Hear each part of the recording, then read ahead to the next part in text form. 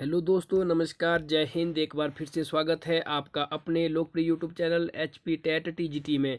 साथियों, कैसे हैं आप लोग? उम्मीद करता हूं आप सभी अच्छे होंगे और अपने टेट की प्रिपरेशन को अच्छे से कर रहे होंगे। आज की वीडियो बहुत ही स्पेशल होने वाली है सभी स्ट्रीम्स के साथियों के लिए, arts, medical, non medical, LT, Shastri, सभी के लिए, बिकॉज साइकोलॉजी तो सभी के लिए आती ही है। तो साथियों, आज के जो वीडियो है इसमें हम डिस्कस करने वाले हैं साइकोलॉजी के top 30 MCQ with brief explanation के साथ। जी हाँ साथियों, आपने बिल्कुल सही सुना। हर एक ऑप्शन को जहाँ पे नेसेसरी होगा उसको हम एक्सप्लेन करेंगे ताकि आपको 30 के साथ और एडिशनल इन्फॉर्मेशन भी मिल जाए। ये क्वेश्चंस आए हैं एचपी टेट 2016 को, आप यहाँ पे देख सकते हैं। आर्ट्स में ये क्वेश्चन आए हुए थे, 2016 का टेट जो हुआ था उसमें ये क्वेश्चन आए हुए हैं। और आप जानते हैं कि टेट में रिपीट क्वेश्चन होते हैं, तो खुद समझिए क्वेश्चन कितने इंपॉर्टेंट है। इसके साथ ही आपको ये भी आइडिया लग जाएगा कि टेट का स्टैंडर्ड कैसा रहता है, यानी कि टेट का लेवल कैसा रहता है। ओके, और आपको क्या करना है गाइज, एक तो आपको अपना कमेंट सेक्शन में स्कोर बता देना है कि आपके 30 में से कितने क्वेश्चन सही हुए हैं, ताकि बाकी साथियों को भी इसका पता लग जाए। अगर वीडियो आपको अच्छी लगती है तो वीडियो को आपको लाइक कर लेना है, शेयर कर लेना है और अपना राय कमेंट सेक्शन में ज़रूर दे। ओके, तो चलिए फ्रेंड शुरू करते हैं वीडियो को। और आज का फर्स्ट क्वेश्चन है, बाल मनोविज्ञान के आधार पर कौन सा कथन सर्वोत्तम है? On the basis of child psychology which statement is appreciate. तो यहाँ पे बाइलिंगुअल है, कुछ मुझे मैसेज कर रहे थे। और हाँ गाइज, एक चीज़ मैं बता देना चाहता हूँ कि जो कुछ एक पिछली वीडियो में मैंने अपना नंबर शेयर किया था, तो उसमें फ़ोन आ रहे थे मुझे, कुछ निजी कारणों से भी फ़ोन करते हैं। तो साथ ही हर वो नंबर मैंने इसलिए शेयर किया, अगर कोई जनरल प्रॉब्लम है उसका समाधान चाहते हैं तब आप कॉल कर सकते हैं। आप सिली चीज़ के लिए अगर आप कॉल करें तो समझ रहे हैं ना मेरा मतलब।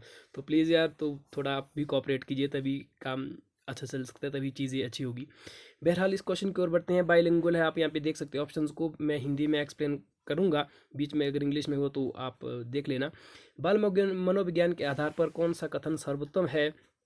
तो गाइज, मनोविज्ञान की एक चीज़ है, इसको आप हमेशा याद रखो। जो ये रटने वाली प्रवृत्ति होती है, जो ट्रेडिशन है, जैसे रटने वाली तरीका है, किसी को पीटना, जैसे पुराने ट्रेडिशन में पीटते थे ना छात्रों को, दंड देते थे, मतलब दंड देना, ये सारी चीज़ें इनको नेगेटिव माना जाता है। साइकोलॉजी में अगर कहीं पे भी आपको ये ऑप्शन दिखा, आपको सीधा ही कट कर लेना है ना। इन चीज़ को साथ में आपको एक चीज़ याद रखनी कि साइकोलॉजी में प्रत्येक बच्चा जो है वो विशिष्ट होता है, मतलब हर एवरी चाइल्ड इज स्पेशल, है ना। साइकोलॉजी के अकॉर्डिंग चाहे वो उसका परफॉर्मेंस 0 लेवल की हो, डल ही क्यों ना हो, अगर IQ लेवल उसका 30 ही क्यों ना हो, बिल्कुल कम हो, फिर भी उसको स्पेशल माना जाता है साइकोलॉजी में। इसको आप इस तरह से याद रखेंगे। कभी भी ये क्वेश्चन है कि बाल मनोविज्ञान के आधार पर कौन सा कथन सर्वोत्तम है, आप लिखेंगे प्रत्येक बच्चा विशिष्ट होता है, यानी कि एवरी चाइल्ड स्पेशल। इसके साथ ही क्वेश्चन इस तरह से आता है कि जो शिक्षा होनी चाहिए वो कैसी होनी चाहिए? तो वो होनी चाहिए चाइल्ड सेंटर्ड। ये क्वेश्चन भी बहुत बार आता है, चाइल्ड सेंटर्ड। चाइल्ड सेंटर्ड का मतलब होता है बाल केंद्रित, है ना। कि जो शिक्षा के स्वरूप है वर्तमान में वो कैसा होना चाहिए, मतलब बाल केंद्रित। यानी कि साइकोलॉजी बोलती है कि मैन होता है बालक की, जिसको आप पढ़ा रहे हो ना, उसके हिसाब की चीज़ें बनानी चाहिए, है ना। उसके हिसाब का सिलेबस होना चाहिए, जितना उसका IQ लेवल है, तो चाइल्ड सेंटर्ड होना चाहिए। तो आई होप कि आप समझ रहे हैं। बढ़ते हैं नेक्स्ट क्वेश्चन की ओर।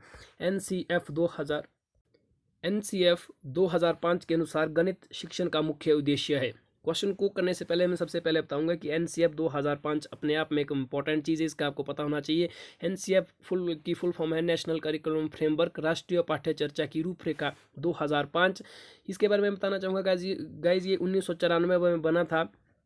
कमेटी बनी थी डॉक्टर यशपाल कमेटी, इसको डॉक्टर यशपाल कमेटी के नाम से भी जाना जाता है। याद रखिएगा, इस इंपॉर्टेंट क्वेश्चन है कि इस तरह से क्वेश्चन बनता है कि एनसीएफ 2005 को अन्य किस नाम के से जाना जाता है? तो यशपाल कमेटी। ठीक है, कब बनी थी? 1994 में बनी थी। इसके साथ ही इसकी एक और चीज़ थी, इसमें एक कोट दिया गया था कि learning without burden, learning without burden, यानी कि बिना बोझ की शिक्षा।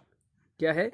बिना बोझ के शिक्षा। ये जो नारा था या ये जो सिद्धांत था, ये किस करिकुलम फ्रेमवर्क का था? 2005 का। याद रह गया ना? बिना बोझ के शिक्षा, यानी कि जो छात्रों पर जो मतलब एक्स्ट्रा बर्डन है उसको हटाकर एजुकेशन देना, इसका मुख्य लक्ष्य था एनसीएफ 2005 का। ये पाठ्य चर्चा के लिए एक फ्रेमवर्क जारी की गई थी 2005 में। ओके, तो दो चीज़ें याद रखनी है। पहली चीज़ की इसको जो है डॉक्टर यशपाल कमेटी के नाम से भी जाना जाता है, जो 1994 में बनी थी। दूसरी चीज़ की लर्निंग विदाउट बर्डन जो है, लर्निंग विदाउट बर्डन, यानी कि बिना बोझ के शिक्षा का जो सिद्धांत था वो किस कमेटी का था? तो यशपाल कमेटी, जिसको राष्ट्रीय पाठ्य चर्चा 2005 के नाम से भी जाना जाता है, उसका था, है ना। इसने 3 भाषा को मुख्य रूप से जोड़ दिया था, ये भी मैं आपको बताना चाहता हूँ, हिंदी, इंग्लिश और मदर टंग। ये पहला इस तरह का कोई आयोग था या इस तरह कमेटी थी जिसने मदर टंग को डेवलप करने की बात की थी। हिंदी इंग्लिश तो जानते ही आप सभी, आयोग की रिकमेंड होती है, लेकिन इसने मदर लैंग्वेज के लिए भी बताया था कि मदर लैंग्वेज का भी डेवलपमेंट होना चाहिए। तो अब क्वेश्चन आता है कि जो है इसने बहुत सारी सिफारिशें दी थी, कुछ एक मैंने आपको बता दी कि राष्ट्रीय पाठ्यक्रम चर्चा की रूपरेखा 2005 के अनुसार गणित शिक्षण का मुख्य उद्देश्य क्या है। तो गाइस इसका जो मुख्य उद्देश्य था वो था ऑप्शन नंबर सी, बच्चों में तार्किक चिंतन तथा समस्या समाधान योग्यता का विकास करना। मेन मोटो तो इसका यही था मैथ के लिए, मैथ के संदर्भ में पूछा जा रहा है। तो मैथ में जो है कि लॉजिकल रीजनिंग किस तरह से इंक्रीज हो जाए, तार्किक थिंकिंग जिसको लॉजिकल थिंकिंग कहते हैं वो कैसे इंक्रीज हो जाए, और जो प्रॉब्लम सॉल्विंग टेक्निक है कि समस्या समाधान करने का जो स्टैंडर्ड है वो भी डेवलप हो जाए, उसका विकास हो जाए।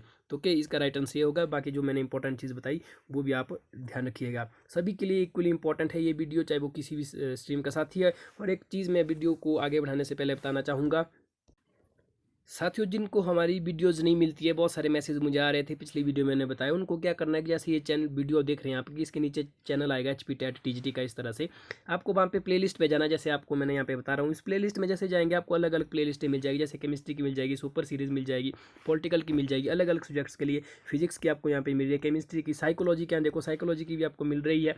ये वाली वीडियो में भी इस प्लेलिस्ट में जाऊँगा, डाल दूंगा।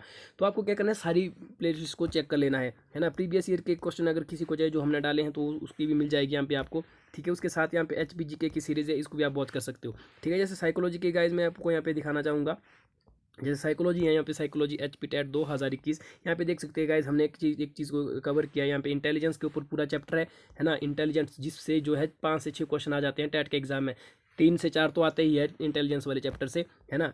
और उसके दूसरे में हमने क्या है, इसकी लर्निंग थ्योरीज बहुत इंपॉर्टेंट, जहाँ से 3 से 4 क्वेश्चन आते हैं, मतलब इंपॉर्टेंट टॉपिक हैं। 50 MCQ की है देखो, फिर मतलब आपको सारी के सारी वीडियोस वॉच कर लेनी है ना। इसके साथ ही जैसे मैंने आपको पिछली वीडियो में भी बताया था कि जो ये सुपर सीरीज़ है गाइज, ये वाली वीडियो, ये वाली जो प्लेलिस्ट आपको यहाँ पे स्क्रीन पे दिख रही है, इसको भी आपको वॉच कर लेना है, क्योंकि ये इतनी इंपॉर्टेंट है, इसमें हर एक चीज़ कवर की है। यहाँ पे देखिए इसमें मतलब बहुत अच्छे व्यूज़ भी आए हैं। और ये चीज़ मैं आपको प्रमोशन नहीं कर रहा हूँ अपनी वीडियो का गाइज, इंपॉर्टेंट चीज़ें हैं यहाँ पे प्लेलिस्ट में, आपको देख लेना है, क्योंकि एक तो इसमें सिस्टमेटिकल ढंग से चीज़ें दी होती है। जैसे सोशल स्टडी के क्वेश्चन है, यहाँ देखिए 4 पार्ट, साइकोलॉजी के भी कुछ इसमें डिस्कस किया है, जनरल अवेयरनेस के। अब देखिए साइकोलॉजी की ये वाली वीडियो इसमें भी डाली गई है सुपर सीरीज़ में, हो सकता है कि साइकोलॉजी वाली सीरीज़ में ना डाली हो, तो कुछ एक यहाँ पे मिल जाएगा। तो आपको सारे कंटेंट चेक कर लेना है यार, क्योंकि आपके काम की चीज़ें। यहाँ देखिए इधर हिस्ट्री के क्वेश्चन भी डाले हैं, सोशल स्टडी के, पॉलिटिकल के, HPG के, तो इनको वॉच कर लेना है, ओके। तो आई होप कि आप अब समझ रहे होंगे। बढ़ते हैं नेक्स्ट क्वेश्चन की ओर। जब एक बच्चा निम्नलिखित व्यवहार प्रदर्शित करता है तो शिक्षक तनावग्रस्त बच्चे की पहचान कर सकता है।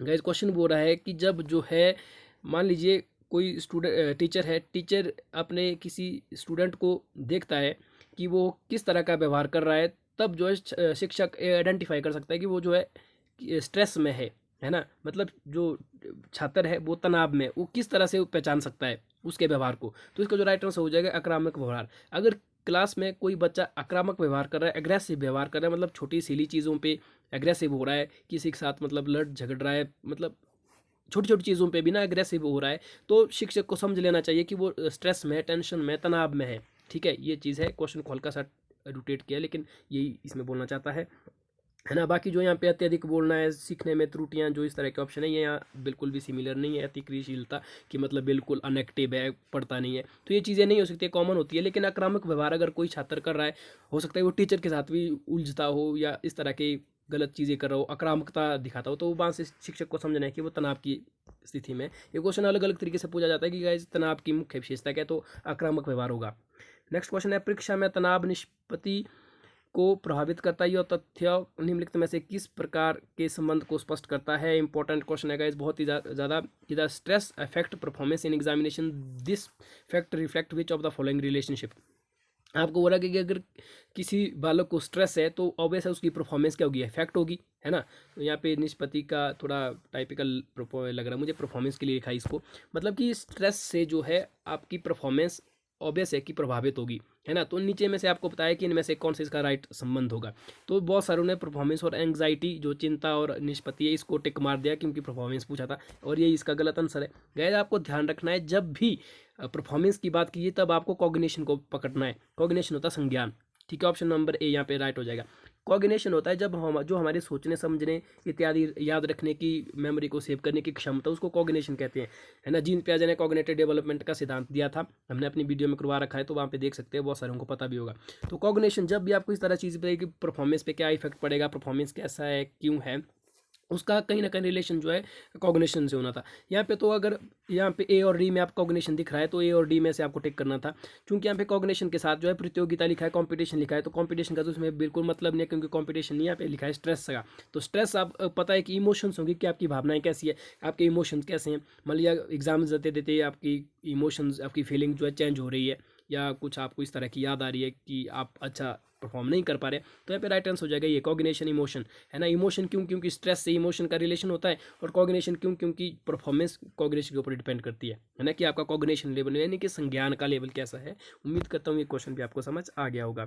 और एक चीज़ मैं बताऊँगा गाइज, ये जो क्वेश्चन पेपर हम डिस्कस कर रहे हैं टीजीटी आर्ट्स का, ये थोड़ा हल्का सा डिफिकल्ट है। वर्तमान समय में इतने डिफिकल्ट क्वेश्चन नहीं आते हैं, हालांकि आते तो हैं, लेकिन इतने ज़्यादा डिफिकल्ट नहीं। जब मैं इस क्वेश्चन पेपर को देख रहा था, बहुत ही ज़्यादा डिफिकल्ट था ये, तो इसलिए मैंने सोचा इसको डिस्कस किया लिया जाए आपके साथ आज, ताकि आपको इसका लेवल भी पता चले। नेक्स्ट क्वेश्चन है, एक शिक्षक अपने विद्यार्थियों की क्षमताओं को समझने का प्रयास कर रहा है, उसके इस उद्देश्यों से निम्न में से कौन सा क्षेत्र संबंधित है। इंपॉर्टेंट क्वेश्चन है गाइज, हल्का सा घुमा फिरा के ये पूछा है, एक बार फिर से समझिएगा इस क्वेश्चन को ढंग से। क्वेश्चन कह रहा है कि एक शिक्षक अपने विद्यार्थियों की क्षमताओं को समझने का प्रयास कर रहा है, जो कि उसके स्टूडेंट की लिमिटेशंस है उसको वो समझने का प्रयास कर रहा है, उसके इस उद्देश्य से निम्न में से कौन सा क्षेत्र संबंधित है। बिल्कुल इजी क्वेश्चन है गाइस। साइकोलॉजी में ना आपको क्या करना है, अगर क्वेश्चन समझना है तो बार बार रीड कर लेना है, भले टाइम वेस्ट हो जाए, क्योंकि क्वेश्चन जो है होता ईजी है, लेकिन उसको घुमा फिरा के किया जाता है ताकि स्टूडेंट कन्फ्यूज हो। आमतौर पर साइकोलॉजी को कम पढ़ते हैं सभी, है ना, बीएड में ही पढ़ते हैं, क्योंकि अलग अलग स्ट्रीम से आते हैं, तो जो है कंफ्यूज करने के लिए क्वेश्चन को घुमा फिरा के लेते हैं। ये क्वेश्चन देखो बिल्कुल इजी है, और इसका जो राइट आंसर है वो है शिक्षक मनोविज्ञान, यानी कि एजुकेशनल साइकोलॉजी, शिक्षक मनोविज्ञान। अब सिंपल है ना, शैक्षिक समाजशास्त्र मतलब एजुकेशनल सोशियोलॉजी, फिलोसफी या मीडिया साइकोलॉजी, इनका तो कोई संबंध ही नहीं इससे। शिक्षक मतलब सिंपल भाषा में समझो इस क्वेश्चन को, मैं ऐसे समझाना चाहता हूँ। क्लास में काम हो रहा है, ठीक है, कक्षा में काम हो रहा है, और उसमें है क्या, कौन से दो चीज़ें हैं, एक तो टीचर है, एक स्टूडेंट है। अब टीचर और स्टूडेंट के बीच में रिलेशन कौन सा होगा, एजुकेशनल साइकोलॉजी के अंदर ही आएगा ना। तो बाकी तीन ऑप्शन देखते ही गलत हो जाने थे, बस यहाँ पे चीज़ों को अलग अलग घुमा फिरा के दिया ताकि कंफ्यूज हो। इसका राइट आंसर है शिक्षक मनोविज्ञान। और इसके साथ ही मैं बताना चाहूँगा, जो शिक्षक मनोविज्ञान है, इसके जो फादर है वो एक सेकेंड, थॉर्नडाइक को माना जाता है। शिक्षक मनोविज्ञान के जो फादर है थॉर्नडाइक है। ये क्वेश्चन बहुत बार आया है, इसलिए मैं बताना चाहूँगा आपको कि एजुकेशनल साइकोलॉजी के फादर किसे कहा जाता है। तो एजुकेशनल साइकोलॉजी के जो फादर है वो कौन है, थॉर्नडाइक है। क्यों है, क्योंकि गाइस थॉर्नडाइक ने सबसे पहले लर्निंग की थ्योरी दी थी, ट्रायल एंड एरर थ्योरी, जिसको भूल एवं त्रुटि का सिद्धांत कहते हैं, जो हमने अपनी वीडियो में करवा रखा है। बढ़ते नेक्स्ट क्वेश्चन की ओर। इंद्रिया ज्ञान का प्रवेश द्वार है, इस पर बल दिया था, ये कथन किसका है। तो ये गाइस रूसो का, ये क्वेश्चन भी बहुत बार आता है। दो तीन चीज़ें जो है डायरेक्ट स्टेटमेंट पूछ लेता है, एक स्टेटमेंट तो आती है हर टेट में, वैसे दो भी पूछ सकता है। जैसे हम पूछा कि इंद्रियां ज्ञान का द्वार है, मतलब senses are the gateway of knowledge, कि जो नॉलेज है, नॉलेज जो सेंसेस से आता है, ये किस के द्वारा दिया गया था, ये रूसे के द्वारा बताया गया था, है ना। तो ये चीज़ है। यहाँ पे देखो ऑप्शन भी बिल्कुल थे, गुरु नानक देव, महावीर, इनका तो बिल्कुल टिक नहीं लगना था क्योंकि साइकोलॉजिस्ट है ही नहीं, ठीक है। तो यहाँ पे रूसो और ये था ऑप्शन नंबर ए, बट यहाँ पे राइट आंसर रूसो था। थोड़ा आपको गाइस एलिमिनेशन मेथड का भी पता होना चाहिए। एलिमिनेशन मेथड का आपको पता नहीं है तो मैं बता देता हूँ एलिमिनेशन मेथड क्या है। सीडीपी यानी कि साइकोलॉजी में ये मेथड आपको लगाना ही है।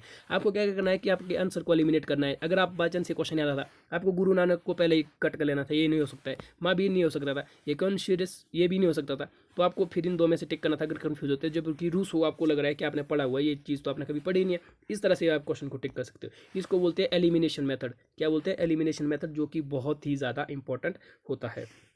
बढ़ते हैं नेक्स्ट क्वेश्चन की ओर। पियाजे के अनुसार अहम केंद्रियता क्या है, बहुत ही ज़्यादा इंपॉर्टेंट क्वेश्चन है। ईगोसेंट्रिज्म क्या होता है गाइस। सबसे पहले मैं आपको बता दूं कि जीन पियाजे ने, जैसे मैंने भी बताया, एक प्रिंसिपल दिया था, सिद्धांत दिया था, कॉग्निटिव डेवलपमेंट थ्योरी, यानी कि संज्ञानात्मक विकास का सिद्धांत। उसमें उन्होंने 4 लेवल बताई थी, आपको पता होगा सब 4 स्टेज उन्होंने बताई थी। फर्स्ट है sensory motor stage, pre operational stage, concrete operational stage और फॉर्मल ऑपरेशनल स्टेज। ये 4 स्टेजें उन्होंने बताई थी अलग अलग पीरियड पे, अलग अलग आयु वर्ग पे। तो अगर आपको ये कंप्लीट वीडियो देखना है तो आप जाकर प्लेलिस्ट को चेक कर सकते हो। यहाँ पे आपको मैं लिंक दे दूंगा प्लेलिस्ट का, यहाँ पे आपको प्लेलिस्ट दिख रही होगी, तो वीडियो के बाद आप इसको देख सकते हैं। या फिर आपको क्या है कि जैसे ये वीडियो कंप्लीट होगा वहाँ पर आपको वीडियो शो हो जाएगी, प्लेलिस्ट इस तरह से शो हो जाएगी, जैसे आप उसको क्लिक करते हैं आप वहाँ पे चले जाएंगे। या मैंने आपको तरीका बता दिया, आप सीधे ही हमारे यूट्यूब चैनल को विजिट कर सकते हैं। देखो गाइज क्वेश्चन ये है बिल्कुल सिंपल कि अहम केंद्रितता क्या होती है। गाइज पियाजे ने एक टर्म दिया था अहम केंद्रितता। उनके अहम केंद्रितता का मतलब होता है कि जो बालक है वो अपने आप को सेंटर मानता है। जैसे मैं इसको इस तरह से समझाना चाहूँगा, पियाजे ने कहा था जो अहम केंद्रित ऐसा होता है जो बालक है, बालक अपने आप को ऐसे सेंटर में मानता है कि मैं सेंटर में हूँ और बाकी जितनी भी चीज़ें हैं पूरी दुनिया वाले वो उसके सर्कल के इर्द गिर्द घूम रहे हैं। बच्चा ऐसा सोचता है। अहम केंद्रितता जो कि दूसरी स्टेज में होती है, यानी कि जो प्री ऑपरेशनल स्टेज होती है 2 से 7 वर्ष के अंदर ये चीज़ होती है। याद रखना है, क्वेश्चन इस तरह से आता है कि अहम केंद्रितता किस वर्ष के अंदर मतलब कौन सी स्टेज में होती है, तो सेकंड स्टेज में होती है प्री ऑपरेशनल स्टेज, जो कि 2 से 7 वर्ष के अंदर होती है। ओके, तो पियाजे के अनुसार क्या होता है कि जो बच्चा है वो सोचता है कि जो उसके माँ बाप, घर परिवार, देश दुनिया, शिक्षक, भाई बहन, वो सब उसके इर्द गिर्द घूम रहे हैं। वो सोच रहे हैं कि जो भी कर रहे हैं वो उसके हिसाब से कर रहे हैं, है ना। उसके माँ उसको खिलाना खा रही है, उसको इस तरह से लग रहा है कि नहीं उसको माँ उसी के लिए खाना खिला रही है, किसी और के लिए वो बिल्कुल खाना नहीं बनाती होगी। तो इस तरह की जो भावना होती है ये जीन पियाजे के अकॉर्डिंग सेकंड स्टेज में आती है। क्वेश्चन अलग अलग तरीके से पूछा जाता है अहम केंद्रितता का, है ना, जैसे मैंने अभी बताया कि सेकंड स्टेज में 2 से 7 वर्ष के बीच में पूछा जाता है। तो राइट आंसर इसका ऑप्शन नंबर बी कि बालक विश्व का केंद्र और हर चीज़ उसके घूमती है। इसका मतलब यहाँ पे पूछा है, लेकिन अलग अलग टेट में ऐसा भी पूछा जा चुका है कि कौन सी अवस्था में होता है और कौन सी ईयर में होता है और ये कब खत्म होता है, ये भी याद रखना है। तो सेकंड ईयर में होता ही है तो थर्ड, माफ कीजिएगा, सेकंड स्टेज में होता ही है तो थर्ड स्टेज में खत्म होगा। सिंपल चीज़ है। अगर कंप्लीट वीडियो देखने तो फिर से मैं कहना चाहूँगा प्ले लिस्ट को चेक करें, बाकी यहाँ पे उतना समझाना मतलब वीडियो लंबी बन जाएगी। शिक्षा अधिकार अधिनियम के अनुसार बच्चे का किसी विशिष्ट कक्षा में प्रवेश करने का आधार होता है। इंपॉर्टेंट क्वेश्चन है गाइस। आप जानते हैं कि जो शिक्षा का अधिकार है जिसको हम राइट टू एजुकेशन कहते हैं, RTE राइट टू एजुकेशन है, उसके अंतर्गत के शिक्षा को जो है आप जानते हैं कि RTE 2009 के अकॉर्डिंग अब शिक्षा जो है 8th क्लास तक यानी कि 6 से 14 साल तक के बच्चों के लिए 8th क्लास तक 6 से 14 साल के बच्चों के लिए अनिवार्य एवं फ्री एजुकेशन है। फ्री एंड कंपल्सरी एजुकेशन कहते हैं, है ना। इसके अकॉर्डिंग क्या है कि अगर मान लीजिए कोई छात्र है, कोई बालक अगर वो स्कूल जाना चाहता है ना, मान लीजिए उसकी उम्र मान लीजिए 10 साल है, तो क्या करेंगे, उसकी योग्यता नहीं देखेंगे, कुछ नहीं देखेंगे, उसके माँ बाप की शिक्षा नहीं देखेंगे, बालक का सामाजिक स्तर नहीं देखेंगे, उसकी सीधी उम्र देखेंगे कि उसकी एज क्या है। जिस एज का वो होगा उसी के हिसाब से उसको क्लास में प्रवेश दिया जाएगा। और कोई भी स्कूल या कोई भी टीचर, कोई भी प्रिंसिपल, हेडमास्टर उसको एडमिशन देने से नहीं रोक सकता। अगर वो ऐसा करता है तो उसको अपनी नौकरी से हाथ धोना पड़ सकता है, क्योंकि शिक्षा अधिकार अधिनियम के अकॉर्डिंग अगर कोई भी बच्चा 6 से 14 साल का बच्चा, याद रखना है इस चीज़ को, देखिए ऐसा नहीं कि कॉलेज का बच्चा भी चला गया, तो 6 से 14 साल तक की ये लिमिट है फ्री एवं कंपल्सन एजुकेशन शिक्षा अधिकार अधिनियम 2009 के अकॉर्डिंग, कि 6 से 14 साल का बच्चा अगर स्कूल में प्रवेश करना चाहता है तो जिस भी एज का वो होगा उसको सीधे डायरेक्ट उसी कक्षा में एडमिशन दिया जाएगा, उसको कोई भी नहीं रोक सकता है। ओके, ये चीज़ मैंने बता दी, इंपॉर्टेंट क्वेश्चन है। नेक्स्ट क्वेश्चन है, निम्न में से कौन सी विधि विशेष आवश्यकताओं वाले बालकों के अध्ययन की सहायता करती है। गाइस विधि एक जरूर पूछ लेते हैं। तो सबसे पहले मैं आपको बता दूं कि जो विशेष आवश्यकता वाले बालक कौन से होते हैं, जिनको कहते हैं स्पेशल नीड्स चाइल्ड। गाइस आप जानते हैं कि बहुत सारे जो छात्र है कुछ एक डिसेबल्ड हो जाते हैं किसी भी बायोलॉजिकल प्रोसेस की वजह से, कोई अच्छा नहीं लिख पाता, कोई सुन नहीं पाता है, या हो सकता है कि किसी का मानसिक रूप से, जरूरी नहीं है गाइस कि फिजिकली हैंडीकैप हो यानी कि फिजिकली डिसेबल्ड हो, मेंटली डिसेबल्ड भी हो सकता है ना, जिसका IQ लेवल आप जानते हैं कि मतलब शरीर तो उनका बिल्कुल अच्छा होता है लेकिन मानसिक रूप से हल्के से वो कमज़ोर होते हैं, ठीक है। तो उनको कहते हैं, उन साइकोलॉजी में उनका जो नया नाम होता है वो उनको कहते हैं चिल्ड्रन विद स्पेशल नीड्स या स्पेशल चाइल्ड, उनको कहते हैं, क्या कहते हैं, स्पेशल चाइल्ड। तो यहाँ पे दो क्वेश्चन मैं आपको एक साथ बताना चाहूँगा। पहला है कि जो स्पेशल चाइल्ड है उनको किस तरह के विद्यालय में पढ़ाया जाता है। तो गाइज इनको इंटीग्रेटेड स्कूल में पढ़ाया जाता है। कौन से स्कूल में? इंटीग्रेटेड, ये क्वेश्चन भी आ जाता है। लेकिन यहाँ पे पूछा कि कौन सी विधि उनके लिए बेस्ट होती है, जो इस तरह के छात्र होते हैं स्पेशल नीड्स वाले, है ना, जिनको स्पेशल एजुकेशन दी जानी चाहिए, तो उनके लिए होते हैं गाइज केस स्टडी मेथड। याद रखना हमेशा, इसको गांठ बांध के याद रखिए कि केस स्टडी मेथड जो होता है ये कौन सी ये केस स्टडी विधि है, ये कौन से छात्रों के लिए काम में लाई जाती है। वैसे तो ये सभी के लिए यूज़फुल है लेकिन ज़्यादा यूज़फुल होती है ये चिल्ड्रन विद स्पेशल नीड, यानी कि जो स्पेशल स्टूडेंट होते हैं। और इसी के साथ यहाँ पे ऑप्शन आपको दिख रहा है, यहाँ पे इंट्रोस्पेक्शन मेथड, जिसको अंतर्दर्शन विधि कहते हैं। यहाँ पे हिंदी में इंट्रोस्पेक्शन लिखा है, कहीं पर अंतर्दर्शन विधि लिखते हैं। इंट्रोस्पेक्शन मेथड है साइकोलॉजी का सबसे पुराना मेथड है, इसको आप टिक कर ले, बिल्कुल याद कर ले। क्वेश्चन अभी हाल ही में टेट में आया हुआ था कि which one of the following method is the oldest method in psychology. तो कौन सा था इंट्रोस्पेक्शन मेथड, बिल्कुल याद कर लीजिएगा इसे। इंट्रोस्पेक्शन मेथड साइकोलॉजी का सबसे पुराना मेथड है। नेक्स्ट क्वेश्चन है, किसने कहा कि मानसिक आरोग्यता का अर्थ है मानसिक स्वास्थ्य के नियमों की खोज करना तथा उसे बनाए रखना। तो 10वां क्वेश्चन है और इसका जो राइट आंसर है वो ऑप्शन नंबर ए, ड्रेवर। गाइस ये जो है स्टेटमेंट एक किसी की भी पूछ लग सकता है, तो जो कुछ एक कॉमन होती है उनको आप याद रख ले। जैसे एक है कि शिक्षा में जो व्यवहार है वो होना चाहिए, वो किसने कहा था, तो ये स्किनर ने कहा था, ये भी बहुत बार आता है। नेक्स्ट क्वेश्चन है, भय संवेग उत्पन्न करने के लिए स्वाभाविक उद्दीपक है, तो इसका जो राइट आंसर है वो हो जाएगा ऑप्शन नंबर बी, अचानक उत्पन्न होने वाला उद्दीपक। जो स्टिमुलस है गाइस, यहाँ पे आप शब्दों पे ध्यान दीजिएगा, भय लिखा है यहाँ पे फियर। अब फियर इमोशंस कब जो है जनरेट होता है किसी में, जब कोई अचानक उसको मतलब सडनली कोई स्टिमुलस आता है ना। मान लीजिए कोई नॉर्मली कहीं पे जा रहा है, उसको सडनली कहीं सामने पे इस तरह की कोई चीज़ दिखे कि उससे डर जाता है, तो वहाँ पे क्या होता है कि सडनली नेचुरल स्टिमुलस जो ये उसको ये स्टिमुलस की तरह काम कर रहा है ना, सडनली आया, अचानक आया, तो इससे क्या है उसके अंदर फियर का इमोशन आ जाएगा। जैसे मान लो, फिर भी क्वेश्चन समझने में कोई फिर से बताता हूँ। जैसे मान लीजिए कोई बालक यहाँ से जा रहा है, ठीक है, हंसी खुशी के जा रहा है, गाना सुनते हुए जा रहा है, नेचर को एंजॉय करते जा रहा है। अब सामने से मान लीजिए गाड़ी आती है, रोड पे जा रहा है, अचानक से गाड़ी मान लीजिए उसके सामने रुक जाती है, तो क्या होता है, डर जाएगा ना अचानक, सडनली नेचुरल स्टिमुलस है कि मतलब उड़ भी सकता है गाड़ी से अगर उसको मतलब वहाँ पे एक्सीडेंट वाली कंडीशन हो जाती है। तो क्या होगा, जैसे ही वो सडनली स्टिमुलस हो जाता है, उसके अंदर क्या हो जाता है, फियर का या जिसको डर कहते हैं इमोशंस आ जाता है। जैसे वो अभी तक दो बगे हैप्पी इमोशंस है उसके अंदर, बिल्कुल हंसे खिलते हुए जा रहा है, अचानक से जैसे सडनली स्टिमुलस आता है उसके अंदर भय संवेग उत्पन्न हो जाता है। तो गाइस ये चीज़ें हैं, एलिमिनेशन मेथड से भी आप कर सकते हैं। जैसे देखो दर्द है, दर्द का तो भय से कोई लेना देना नहीं है, क्योंकि दर्द जो लगे ऐसा तो नहीं कि दर्द से डर जाता है, दर्द तो मतलब स्टेडी स्टेट में चलेगा ना, अंधकार युक्त स्थान ये भी नहीं हो सकता था, तेजी से गिरती हुई वस्तु ये भी नहीं, तो आप एलिमिनेशन मेथड से भी इसको कर सकते थे अगर आपके साथ नॉलेज नहीं था। बट नेक्स्ट क्वेश्चन की ओर, बालक बालिकाओं के सामाजिक विकास का आधारभूत अभिकरण कहा जाता है। बहुत ही ज़्यादा इंपॉर्टेंट ये क्वेश्चन है, बहुत ही ज़्यादा। इसको कहते हैं सोशलाइजेशन थ्योरी, समाजीकरण। इसका जो चैप्टर है सोशलाइजेशन वाली चैप्टर, अगर मैं टाइम बचा तो करवा दूंगा। बहुत ही इंपॉर्टेंट क्वेश्चन है, टीजीटी कमीशन तक के क्वेश्चन यहाँ से आते हैं। सबसे पहला प्राइम फैक्टर होता है पेरेंट्स।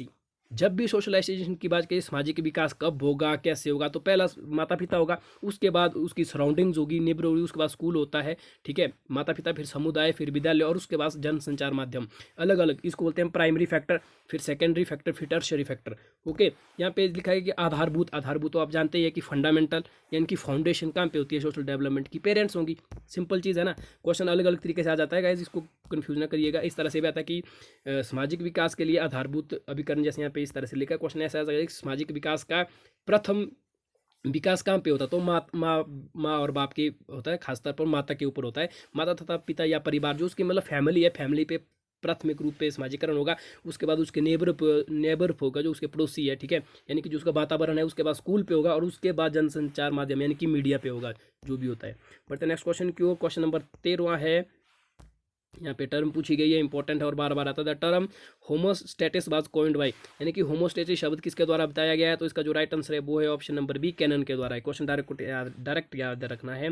14वां क्वेश्चन है, बच्चों द्वारा गणितीय पहाड़ों का सीखा जाना डैश अधिगम का एक उदाहरण है। मतलब किस तरह की लर्निंग है, पहाड़े को सीखना, जैसे 2 का पहाड़ा पढ़ रहे, 2 1 जा 2 2 2 जा 4, इस तरह से 2 कम 2 2 दूनी 4। तो इस तरह से जब बच्चा याद रखता है तो क्या होता है, सिक्वेंशियली लर्निंग है, मतलब सीक्वेंस यानी सीरियल लर्निंग है, तो क्रमबद्ध अधिगम हो जाएगा। बिल्कुल सिंपल था। यहाँ देखो सहचार्य का कोई है नहीं है, परंपरिक क्लासिकल कंडीशनिंग, कंसेप्ट लर्निंग। यहाँ पे अगर आप इसमें कोई भी एलिमिनेशन कर सकते, ए और बी तो पहले इकट्ठा हो जाना था। क्लासिकल कंडीशनिंग और ये सीरियल लर्निंग में हो सकता था। परंपरागत अनुबंध है, इसमें ट्रेडिशनल नहीं है, अगर प्रॉपर देखें तो इसमें क्रमबद्ध अनुबंध नहीं होगा।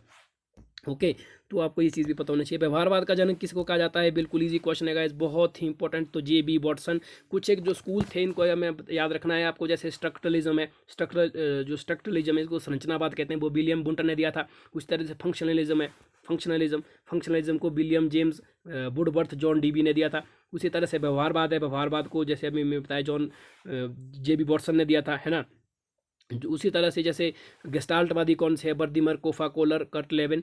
जैसे यहाँ पे कट लेविन है, ये गेस्टाल्टवादी थे, याद रखना है गेस्टाल्टवादी थे। उसी तरह से बाकी है अलग वीडियो में कभी मैं आपको बताऊंगा। बहरहाल इसका जो राइट आंसर है वो है जे.बी. वॉटसन। बहुत ही इंपॉर्टेंट क्वेश्चन है गाइस कि व्यवहारवाद का फादर ऑफ बिहेवियरिज्म कौन है, तो फादर ऑफ बिहेवियरिज्म कौन है, जे.बी. वॉटसन। इसी के साथ में ये भी बताना चाहूँगा कि जो फादर ऑफ साइकोलॉजी है उसको किसको माना जाता है, तो अरिस्टोटल को माना जाता है, ठीक है। फादर ऑफ साइकोलॉजी एरिस्टोटल यानी कि अरस्तु को माना जाता है, जबकि फादर ऑफ मॉडर्न साइकोलॉजी किसको माना जाता है, तो विलियम जेम्स को। फादर ऑफ मॉडर्न साइकोलॉजी, अगर तो सिंपल साइकोलॉजी पूछे तब तो अरस्तु होगा, लेकिन अगर फादर ऑफ मॉडर्न साइकोलॉजी पूछे, हमने अपनी वीडियो में गाइस पहले ही वीडियो में जो इंटेलिजेंस वाला चैप्टर है उसमें सारी के सारी चीज़ें करवा रखी है, तो वहाँ पे उसको आप जरूर देखें यार, बिल्कुल ज़रूर देखें। यहाँ पे लिंक भी आ रहा होगा आपको जब वीडियो कंप्लीट होगी। तो मॉडर्न साइकोलॉजी के फादर कौन है, विलियम जेम्स है। इसके साथ ही आता है कि what is who is the father of practical psychology, यानी कि एक्सपेरिमेंटल साइकोलॉजी या प्रैक्टिकल साइकोलॉजी। तो प्रैक्टिकल साइकोलॉजी के फादर कौन है? विलियम बुंट थे। विलियम बुंट। विलियम बुंट क्यों थे? क्योंकि बुंट ने साइकोलॉजी की प्रयोगशाला बनाई थी जर्मनी के लिप्सिंग शहर में 1879 में। एक सेकेंड, 1800, इंपॉर्टेंट क्वेश्चन है गाइस, इसलिए मैं टाइम लगा रहा हूँ। 1879 में लिप्सिंग शहर के जर्मनी में विलियम बुंट के द्वारा साइकोलॉजी की पहली लैब खोली गई थी, इसलिए उनको फादर ऑफ रियल साइकोलॉजी या फादर ऑफ प्रैक्टिकल साइकोलॉजी भी माना जाता है। फादर ऑफ एजुकेशनल साइकोलॉजी मैंने भी आपको पहले ही बताया, थॉर्नडाइक है। गाइस ये 4-5-6 चीज़ें हैं जो फादर अलग अलग चीज़ की है, जैसे psychology, modern psychology, practical psychology, educational psychology. क्योंकि ये क्वेश्चन आते हैं ना यार, इसलिए मैं आपको बता रहा हूँ, कोई भी क्वेश्चन आपसे पूछा जा सकता है। बहरहाल बढ़ते हैं नेक्स्ट क्वेश्चन की ओर। नकारात्मक पूर्वलन को हटाने या दूर करने से क्या होता है? तो इससे क्या होता है, क्वेश्चन नंबर 16 और इसका जो राइट आंसर है ऑप्शन नंबर बी, किसी विशेष व्यवहार के घटित होने में वृद्धि होती है। Increase the occurrence of particular behaviour, जब नेगेटिव रेनफोर्समेंट को, नकारात्मक पूर्वलन को हटाया जाता है तो ऑब्वियस है इंक्रीज होगा। इंक्रीज क्या होगा? जो पर्टिकुलर बिहेवियर है उसको, वो जो है इंक्रीज हो जाएगा, विशेष व्यवहार। नेक्स्ट क्वेश्चन है, घोड़े की तस्वीर एक डैश है। तो घोड़े की तस्वीर क्या है? तो गाइस इसका जो राइट आंसर है वो हो जाएगा option number A, an iconic stimulus. घोड़े की तस्वीर है गाइस यहाँ पे, ये इसमें 2 ऑप्शन हो सकते थे, आइकन या सिंबल वाला। सिंबल तब होता, मान लीजिए अगर घोड़े को बनाया है, मतलब इस तरह से घोड़े को बनाया है, तब सिंबल स्टिमुलस होना था। यहाँ पे घोड़े की पूरी का पूरी तस्वीर, यानी कि जो घोड़ा है उसी का फोटो लिया गया एक प्रॉपर। अब जब फोटो आता है उसको आइकन के अंदर आता है। अगर कोई तस्वीर बनाई होती है, ऐसे मान लीजिए किसी ने भी बनाई होती, तब जो सिंबल में आना था, जबकि बी और सी तो यहाँ पे बिल्कुल मैच ही नहीं करते। नेक्स्ट क्वेश्चन है, यदि एक अध्यापक छात्र के प्रत्येक 2 सही उत्तरों के बाद पूर्वनिर्धारण प्रदान करे तो उसे क्या कहते हैं? गाइस सबसे पहले पूर्वनिर्धारण होता है क्या? पूर्वनिर्धारण होता है जब कोई प्रक्रिया होती है उसके बाद फिर से कोई चीज़ समझाई जाती है तो उसको कहते हैं पूर्वनिर्धारण। इंग्लिश में उसको रेनफोर्समेंट कहते हैं ना। जैसे कोई प्रोसेस चल रहा है, मान लीजिए कोई शिक्षक बच्चों को पढ़ा रहा है, ठीक है, उसने पूरा कॉन्सेप्ट पढ़ा दिया। अब उसने पूरे कॉन्सेप्ट को पढ़ाने के बाद फिर से उसने क्या कर लिया? रिवीजन कर लिया। मान लो क्या कर लिया? रिवीजन कर लिया। तो जो ये रिवीजन है ना, इसको रेनफोर्समेंट कहते हैं। ठीक है, यहाँ पे पूछा है कि यदि एक अध्यापक छात्र के प्रत्येक 2 सही उत्तरों के बाद पूर्वनिर्धारण प्रदान करता है तो उसे क्या कहते हैं? तो इसे कहते हैं निश्चित अनुपात अनुसूची, यानी कि फिक्स्ड रेशियो शेड्यूल। मतलब उसने फिक्स करके रखा है कि हर 2 उत्तरों के बाद मैं रेनफोर्समेंट दूंगा। जैसे ही बालक 2 आंसरों का उत्तर देंगे उसके बाद उनको फिर से समझाऊंगा, वो क्या होगा? Fixed ratio schedule. साइकोलॉजी ना बिल्कुल इजी होती है यार, अगर आपको इसको हल्का सा टाइम दे। थोड़ा आपको जब क्वेश्चन नहीं आता है तो उसको बार बार रिसर्च करना कि पूछा क्या गया। और एक चीज़ गाइस हमेशा आपको याद रखनी है, क्या ये चीज़ कि साइकोलॉजी को अपने हिसाब से आंसर नहीं देना है। साइकोलॉजी और आपके में बहुत अंतर हो सकता है। जो साइकोलॉजी बेद दिया जी आपका आंसर है, वो ही आपको आंसर टिक कर लेना है। नेक्स्ट क्वेश्चन है कि अनुशिक अधिगम का अर्थ है द इंसिडेंटल लर्निंग मीन्स। तो इसका जो राइट आंसर हो जाएगा वो हो जाएगा ऑप्शन नंबर बी, है ना, अनइंटेंशनल लर्निंग, अकस्मात या गैर इरादतन सीखना। नेक्स्ट कौन है, मैंने अपने बचपन के दिन शिमला में बिताए, इसे याद रखना डैश को दर्शाता है। बहुत ही ज़्यादा इंपॉर्टेंट ये क्वेश्चन है गाइज, हमने ये मेमोरी वाला चैप्टर करवा रखा है, आप प्लेलिस्ट में जाकर देख सकते हैं। गाइज 3 तरह की मेमोरी होती है, एक तो लॉन्ग टर्म मेमोरी, एक होती है शॉर्ट टर्म मेमोरी, एक होती है एपिसोडिक मेमोरी। जो यहाँ पे सेमेंटिक मेमोरी और प्रोसीजरल मेमोरी है, ये इन्हीं के टाइप है ना। तो जब आपको अचानक से कोई चीज़ याद आती है, मान लीजिए आप किसी टाइम शिमला में रह रहे हैं, अभी मान लीजिए आप कॉलेज में पढ़ रहे हैं, बचपन में आप शिमला में रहते थे, तो कॉलेज में हो सकता है कि आपको अचानक में यार शिमला में बचपन में रहता था, वहाँ पे मैं अपने पड़ोसी में मेरा कोई दोस्त था, सचिन था, रोहित था, कोई और था, उसके साथ खेला करता था। तो अचानक से आपके माइंड में वो मेमोरी आती है ना, तो जब इस तरह की मेमोरी आपके अंदर आती है उसको कहते हैं एपिसोडिक मेमोरी। गाइज मेमोरी वाला चैप्टर बहुत ही इंपॉर्टेंट है, यहाँ से किसी भी तरह के क्वेश्चन बन सकते हैं। अगर आपको कंप्लीट जानकारी चाहिए तो आप हमारी वीडियो को देख सकते हैं। बैलेंस का जो राइट आंसर है वो है एपिसोडिक मेमोरी। ठीक है, नेक्स्ट क्वेश्चन है कि बुद्धि लब्धि की गणना करने का सूत्र क्या है। बिल्कुल बेसिक और बच्चे वाला क्वेश्चन है, ये क्वेश्चन भी बहुत इंपॉर्टेंट है इसका। तो अगर आपको डिटेल में लेक्चर चाहिए तो इंटेलिजेंस वाला चैप्टर, जैसे मैंने आपको बताया प्लेलिस्ट में पहला ही लेक्चर, उसको देख ले। इसका जो राइट आंसर है वो हो जाएगा मानसिक आयु डिवाइडेड बाय वास्तविक आयु गुना 100, यानी कि option number A, MA divided by CA into 100 इसका राइट आंसर। और किसने ये फॉर्मूला दिया था? तो ये स्टर्न के द्वारा दिया गया था, है ना। IQ का फॉर्मूला, ये IQ का फॉर्मूला है गाइस, ये किसने दिया था? स्टर्न ने दिया था। इसका टेबल किसने दिया था? तो टर्मन ने दिया था। किसने दिया था? टर्मन ने दिया था। और सबसे बड़ी स्केल दी थी वो विनय ने दी थी। डिटेल लेक्चर चाहिए तो वीडियो देखो, ओके। बट नेक्स्ट क्वेश्चन की ओर, projective techniques are used to assess. किसके लिए प्रोजेक्टिव टेक्निक का यूज़ किया जाता है? तो पर्सनैलिटी के जानने के लिए कि किसकी पर्सनैलिटी कैसी है, कैसा उसका व्यक्तित्व है, तो उसके लिए प्रोजेक्टिव टेक्निक का या प्रोजेक्टिव मेथड का यूज़ किया जाता है।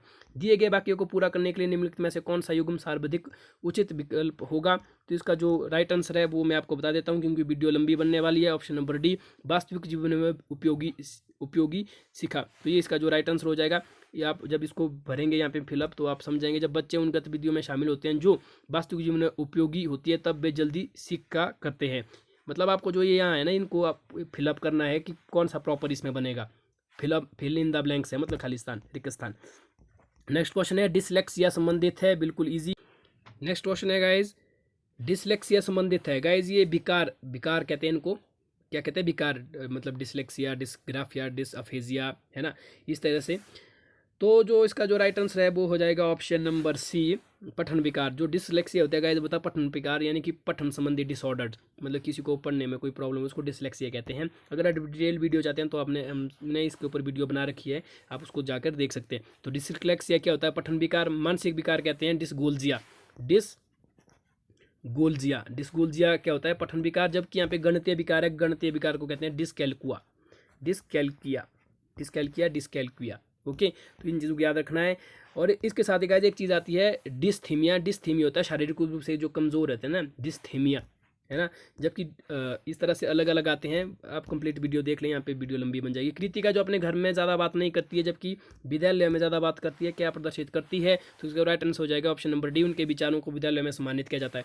देखो गाइस, जब भी इस तरह क्वेश्चन आता है कि कोई काम पे अच्छा रहता है, काम पे ज़्यादा बोलता है, काम पे ज़्यादा एक्टिव रहता है, तो सिंपल है वो वहाँ पे एक्टिव रहेगा जहाँ पे उसको ज़्यादा इज्जत दी जाती है, जहाँ पे उसको ज़्यादा रिस्पेक्ट दिया जाता है, जहाँ पे उसको ज़्यादा ऑनर दिया जाता है। तो सिंपल क्वेश्चन यहाँ पे भी है कि अगर मान लीजिए कृतिका अपने घर में ज़्यादा बात नहीं करती है, स्कूल में करती है, तो हो सकता है उसके घर पे ज़्यादा प्रेशर के कारण उसको इज्जत नहीं दी जाती, उसके व्यवहार के कारण उसको अच्छे नज़र से नहीं देखा जाता है, मतलब सम्मानित नहीं किया जाता है, ऑनर से नहीं देखा जाता। जबकि विद्यालय में हो सकता है कि कुछ पढ़ने वाली होशियार, उसके साथ ही भी उसको कॉपरेट करते हो, टीचर भी कॉपरेट करते हो, तो वो विद्यालय में ज़्यादा बोलने लग जाती है। तो सिंपल आंसर इसका ही हो जाएगा। नेक्स्ट क्वेश्चन है शिक्षा मनोविज्ञान शिक्षा का विज्ञान है और परिभाषा किसके द्वारा दी गई थी, तो इसका जो राइट आंसर है वो है ऑप्शन नंबर डी, ई.ए. पील। बहुत ही इंपॉर्टेंट क्वेश्चन है गाइज, ये वाला मैंने बहुत बार एग्जाम में देखा है। ई.ए. पील के फेमस कोट है, फेमस स्टेटमेंट है कि शिक्षा मनोविज्ञान शिक्षा का विज्ञान है। उन्होंने बताया था कि जो educational psychology is the science of education, उन्होंने बताया जो एजुकेशनल साइकोलॉजी होती है वो साइंस ऑफ एजुकेशन होती है। नेक्स्ट क्वेश्चन है निम्न में आता है कौन सा गेस्टाल्ट मनोविज्ञान से संबंधित नहीं है। अभी जैसे मैंने आपको बताया 4 साइकोलॉजिस्ट के नाम बताने जो आपको गेस्टाल्टवादी थे। एक आपका कर्ट लेबन है, ठीक है, एक आपका कोहलर है, इसके साथ ही है एक बर्दिमर है। 4 को आपका याद रखना है, कोहलर, बर्दिमर, कोहलर, कोफा, एक का नाम है कोफा, इस तरह से कर्ट लेबन, कोहलर, बर्दिमर और कोफा इसका राइट आंसर है। जबकि यहाँ पे नहीं है तो नहीं जो है आई.बी. पैवलोव होगा। आई.बी. पैवलोव नहीं थे, ये गेस्टाल्टवादी नहीं थे, तो ये यहाँ पे ये 2 थे। इसके साथ ही बर्दिमर और कोहलर, बर्दिमर, कोहलर, कोफा और कर्ट लेबन ये जो है गेस्टाल्टवादी मनोविज्ञान थे। गेस्टाल्टवादी शब्द का मतलब भी पूछा जाता है कई बार एग्जाम में। डिटेल लेक्चर चाहिए गाइस इसका कि क्या चीज़ है, तो आपको दूसरा जो लेक्चर है लर्निंग थ्योरी वाला उसको देख लो, उसमें पूरी की पूरी चीज़ें मैंने डिटेल में बताई हुई है। गेस्टाल्टवादी मनोविज्ञान का पूछे कि गेस्टाल्टवादी क्या होता है, इसका मतलब होता है at the whole, at the whole. अब इस ये क्या चीज़ है, मतलब किसी भी कॉन्सेप्ट को डिटेल में समझना। ये जो 4 साइकोलॉजिस्ट के मैंने नाम बताए इनका मतलब था कि गेस्टाल्टवाद कि जब भी हम कोई कॉन्सेप्ट समझते हैं उसको डीप में जाके समझो। जैसे ये कोई कॉन्सेप्ट है, उन्होंने कहा था कि बिल्कुल डीप में जाके समझो, तब बच्चों को समझ आ सकता है। डिटेल वीडियो चाहिए, फिर से वही कहना चाहूँगा, आप जो है प्लेलिस्ट को जाकर चेक कर सकते हैं। दूसरा चैप्टर है सुपर ईगो, जिसको हम पराय हम कहते हैं, इड जिसको हम इदम कहते हैं, का पूर्ण विपरीत है ये कथन है, बिल्कुल सत्य। ऑप्शन नंबर ए इसका टिक हो जाए। गाइस हम जानते हैं सबसे पहले ईगो आता है, सॉरी पहले ईड आता है, फिर ईगो आता है, फिर सुपर ईगो आता है। ये चीज़ क्या है, तो साइको एनालिटिक थ्योरी जो दी थी सिगमंड फ्राइड के द्वारा।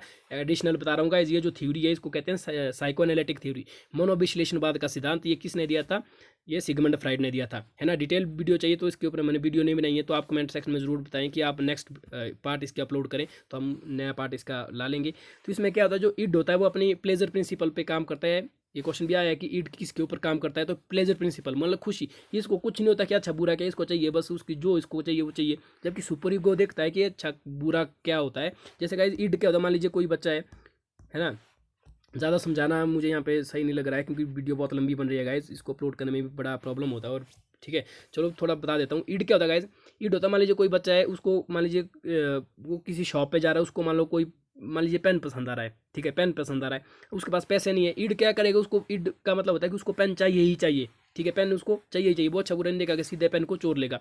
अब सुपर ईगो क्या है गाइस, सुपर ईगो देखता है कि मान लीजिए उस कंडीशन में भी उसको पेन आ रहा है, पेन पसंद आ रहा है। तो सुप्री को मान लीजिए उसके पास पैसे नहीं, तो देखा गया पेन तो मुझे चाहिए यार, बट इसके लिए पैसे चाहिए, अगर मैं चोरी करूँगा मेरे माँ बाप का नाम बदनाम होगा, मैं अभी चोर गिना जाऊँगा, तो वो कहेगा कि पेन तो मेरे को लेना ही है, लेकिन अभी नहीं लूँगा, मैं कुछ टाइम बाद में लेकर घर से मम्मी पापा से जिससे भी पैसे लेकर आऊँगा पेन ले लूँगा। तो यहाँ पे क्या है कि जो इड और सुपर ईगो दोनों एक दूसरे से क्या है, बिल्कुल विपरीत है। ज़्यादा डिटेल लेक्चर चाहिए तो कमेंट जरूर करें, नेक्स्ट वीडियो में इसके ऊपर बना लूँगा। साइको एनालिटिक थ्योरी इसको कहते हैं, मनोविश्लेषणवाद का सिद्धांत किसने दिया था ये, तो मनोविश्लेषणवाद का सिद्धांत जो है सिगमंड फ्राइड ने दिया था।